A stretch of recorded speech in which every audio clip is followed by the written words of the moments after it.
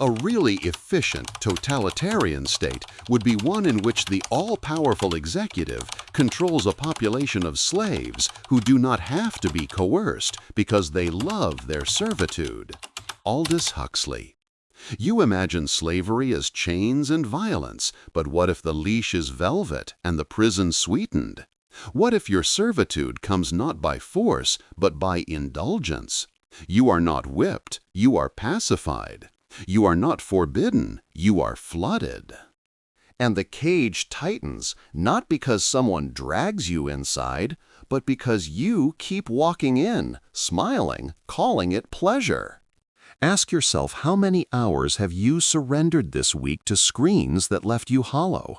How often have you chosen the relief of distraction over the weight of truth?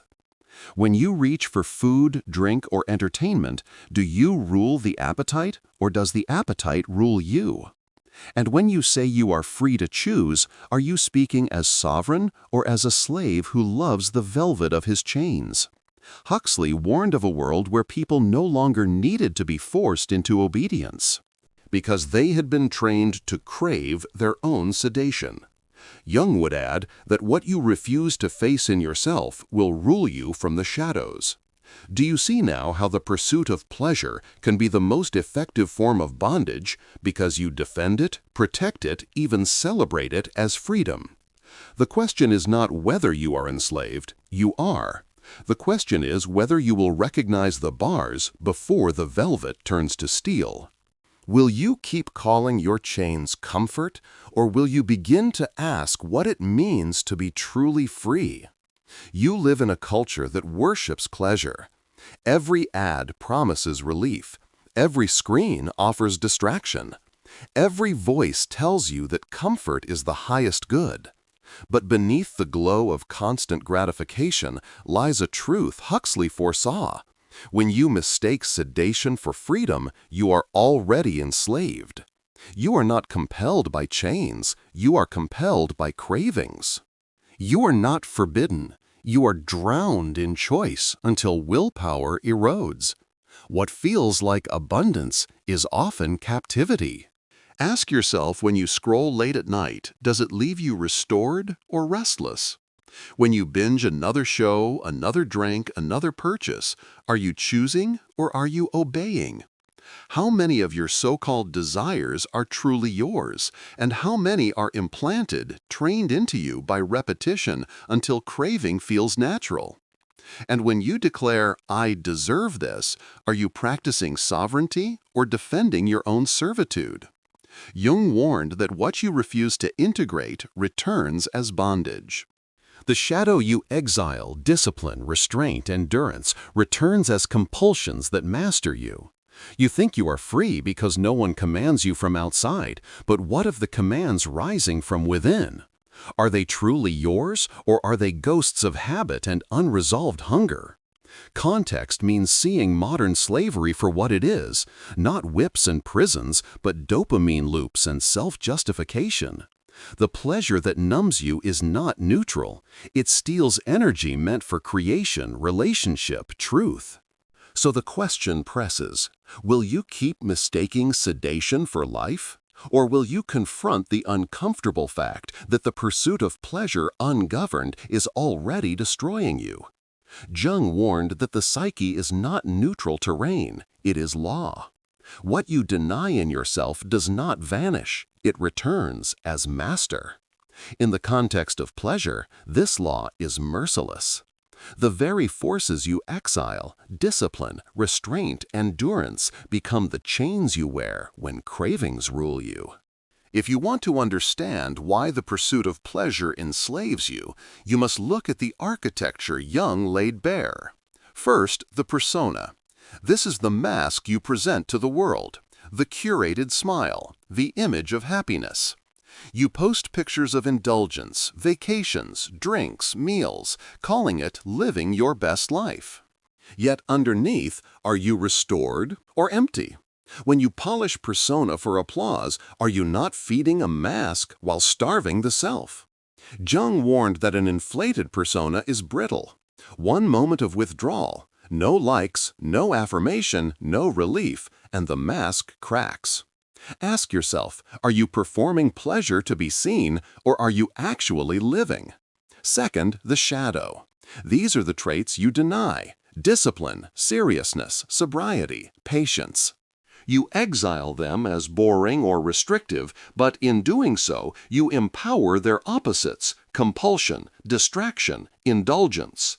The shadow does not vanish, it retaliates. If you refuse to carry discipline consciously, it returns as addiction unconsciously. When you tell yourself, "I'm just enjoying life," is that joy or the shadow ruling you from exile? Third, the complex. Old wounds fuse with current appetites. The child who was scolded feels comfort in sweets, so the adult binge eats under stress. The teenager who felt invisible craves validation, so the adult scrolls endlessly seeking eyes on a screen. These complexes hijack will. You think you are choosing, in truth you are repeating.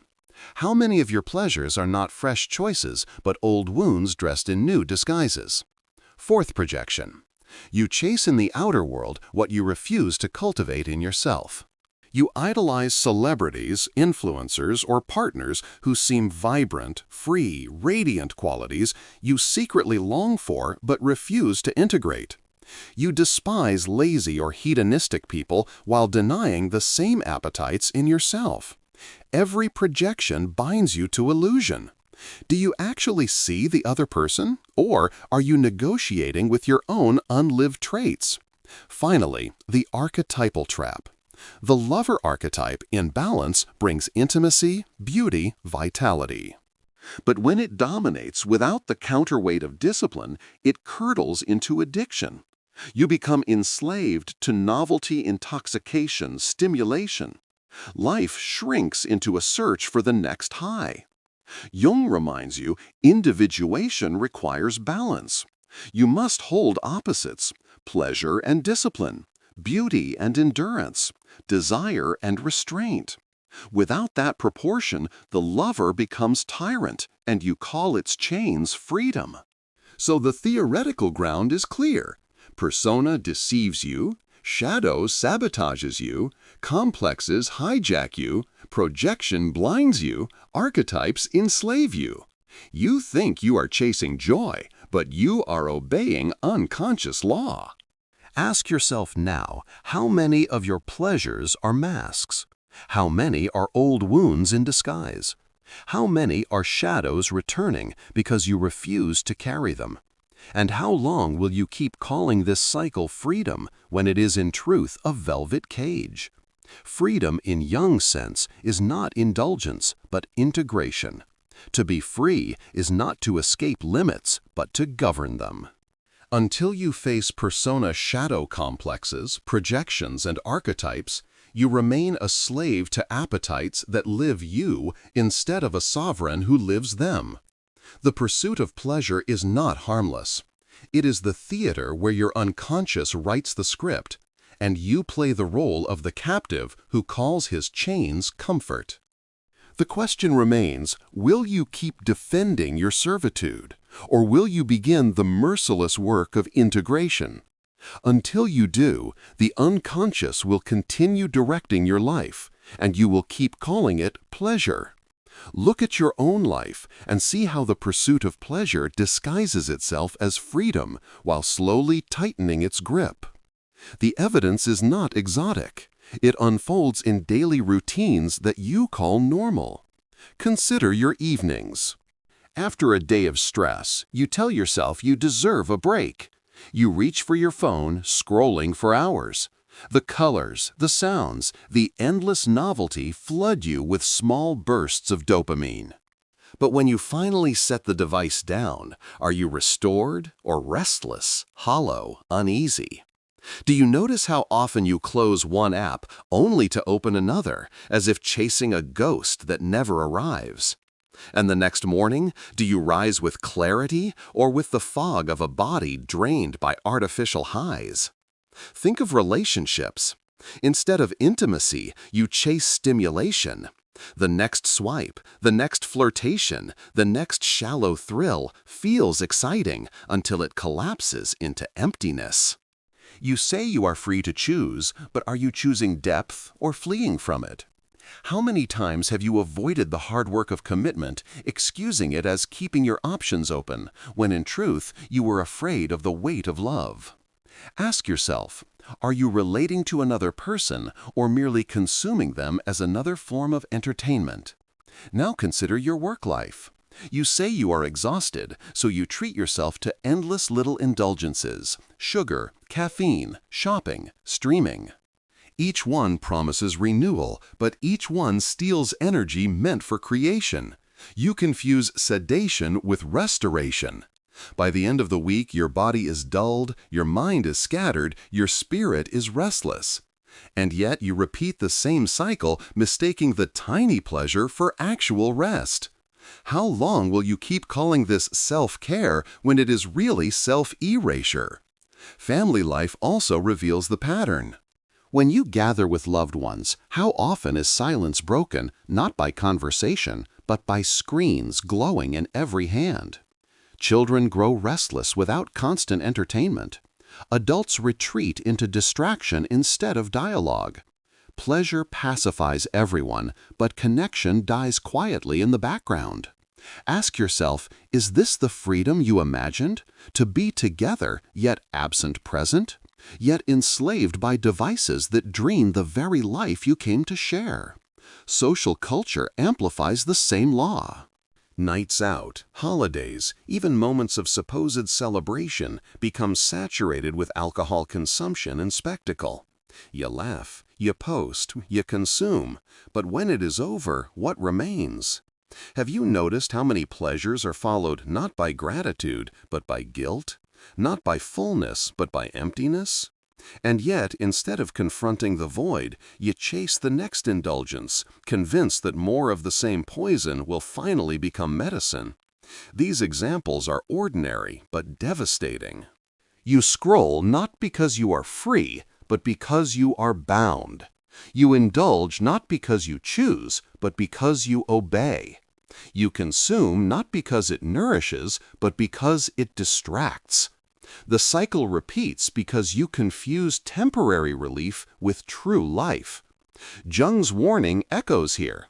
What you refuse to face returns as compulsion. And Huxley's prophecy becomes visible. You are not whipped into submission, you are sedated into it. So the question confronts you, in which corner of your life has pleasure become your master? Is it the screen, the bottle, the bed, the cart, or the table? How many times have you told yourself you were free when in truth you were just pacified? And how long will you keep mistaking the velvet of your chains for liberation? The typical examples are not far away. They are in your hands, your habits, your home. The pursuit of pleasure is already destroying you, not with noise and violence, but with silence and comfort. The only question is whether you will finally name it for what it is: modern slavery dressed in sweetness. The pursuit of pleasure feels harmless because its chains are invisible. But when you strip away the mask, you see a system of gears grinding beneath your daily choices, a machinery that captures your will and turns freedom into servitude. The mechanism is not mystical, it is predictable. Once you see it, you cannot unsee it. First, the physiological trap. Every indulgence hijacks your nervous system.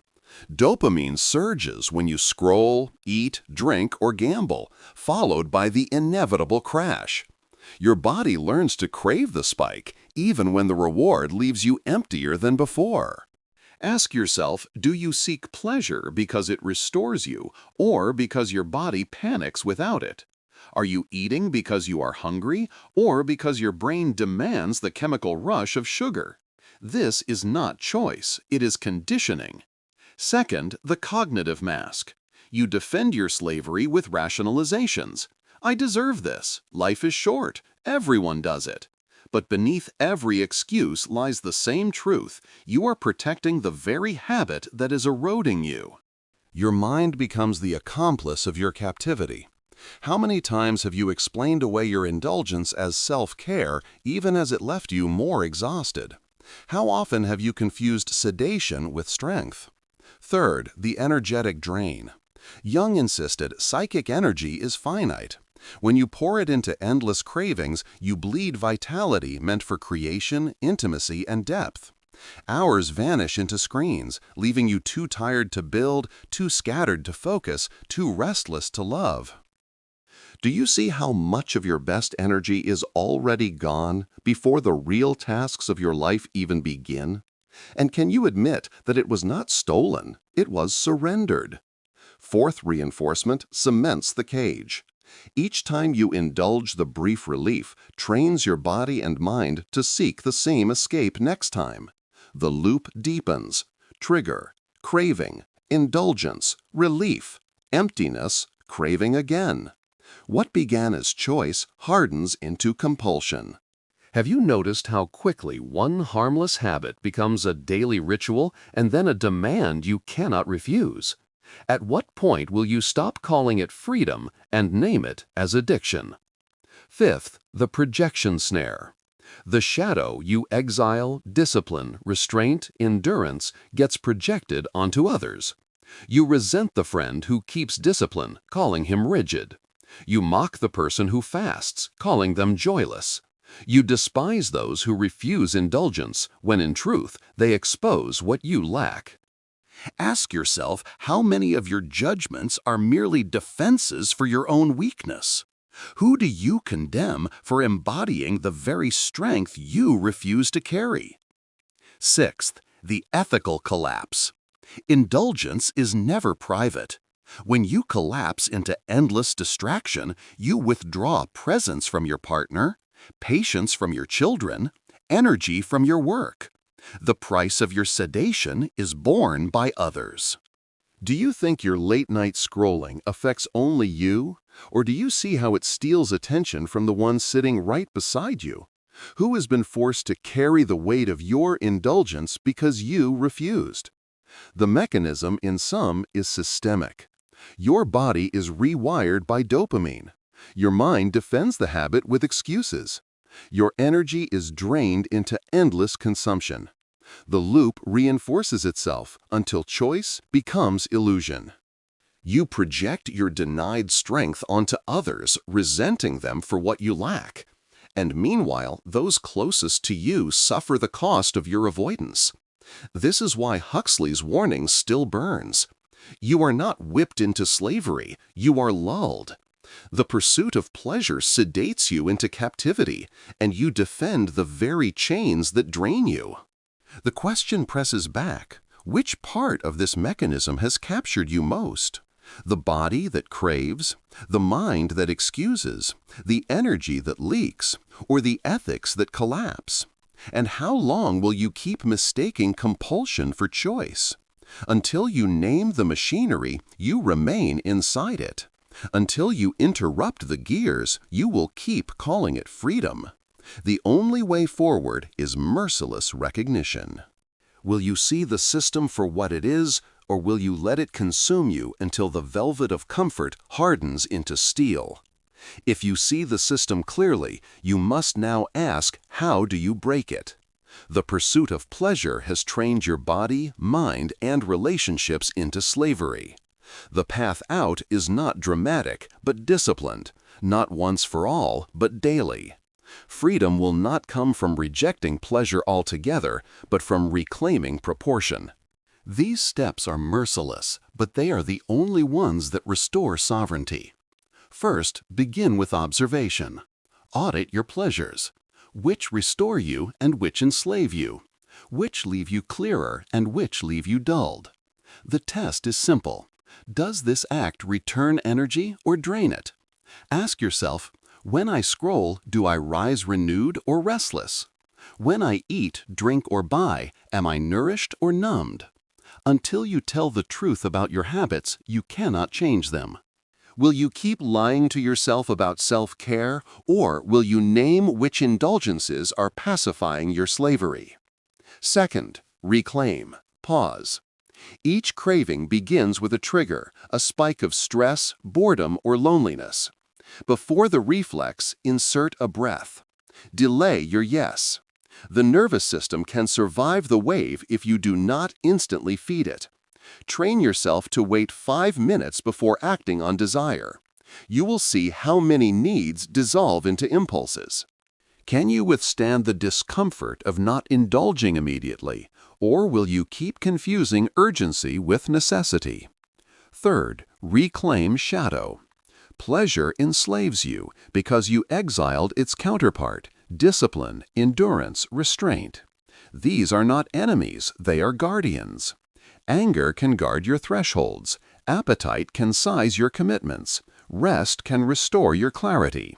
When you disown these, you become vulnerable to appetite's tyranny. What shadow trait have you abandoned that could serve you now?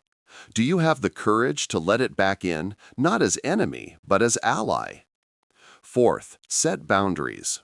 Pleasure cannot govern itself. It requires containment. Install times for fasting, digital, physical, emotional. Practice silence 1 hour each day without devices. Choose 1 meal a week to skip as a reminder that hunger is not fatal. Restrict purchases to what you decide in advance, not what algorithms lure you toward. Do you fear that boundaries will make you rigid, or do you see that without them you are already enslaved? Fifth, substitute strength for sedation. Every appetite points to something deeper. The craving for endless scrolling points to a hunger for connection. The craving for sugar points to a hunger for energy. The craving for noise points to a hunger for meaning. Stop treating symptoms as ends. Replace scrolling with a call to someone who matters. Replace sugar with rest or movement.